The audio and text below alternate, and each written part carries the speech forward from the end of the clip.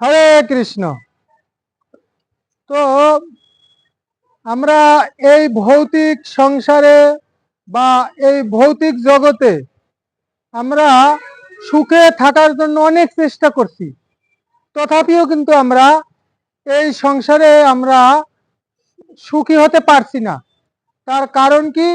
তার কারণ শ্রীল প্রভুপাদ তিনি ব্যাখ্যা করেছেন, উদাহরণ দিয়েছেন প্রভুপাদ। আমরা দেখতে পাচ্ছি এই যে একটি গাছ রয়েছে, তো এই গাছটাতে কি হচ্ছে, একটি পাখি একটি কোনো স্বর্ণের অলংকার এনে রেখে দিয়েছে।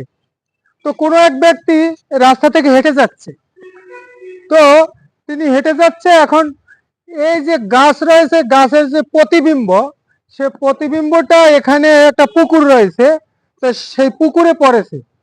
তো ওই যে ব্যক্তি হেঁটে যাচ্ছে, ও পুকুরের দিকে তাকালো, তাকিয়ে দেখলো যে একটা স্বর্ণের অলংকার একটা গাছে রয়েছে। তো ওই ব্যক্তি কি করছে, ওই ব্যক্তি পুকুরে ঝাঁপ দিয়েছে। তো পুকুরে ঝাঁপ দেওয়ার কারণ হচ্ছে সে ওই স্বর্ণের অলংকারটা খুঁজতেছে।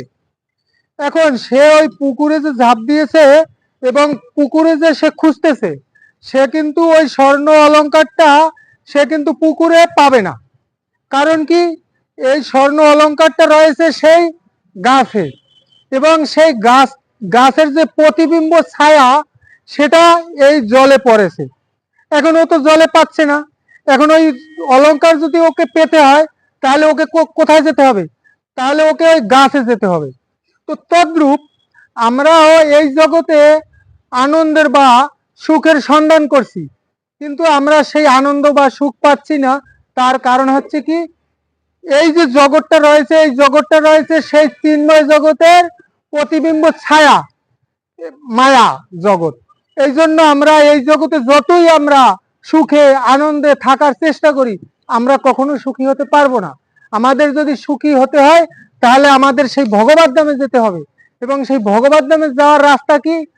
সে কথা বৃহৎ নারদীয় পুরাণে বলা হয়েছে, হরের নাম ও হরের নাম ও হরের নামইব কেবলম কলৌ নাস্তব্য নাস্তব্য নাস্তব্য গতির অন্যথা। এই কলিযুগে জীবের হরিনাম ছাড়া আর কোনো গতি নাই, গতি নাই, গতি নাই।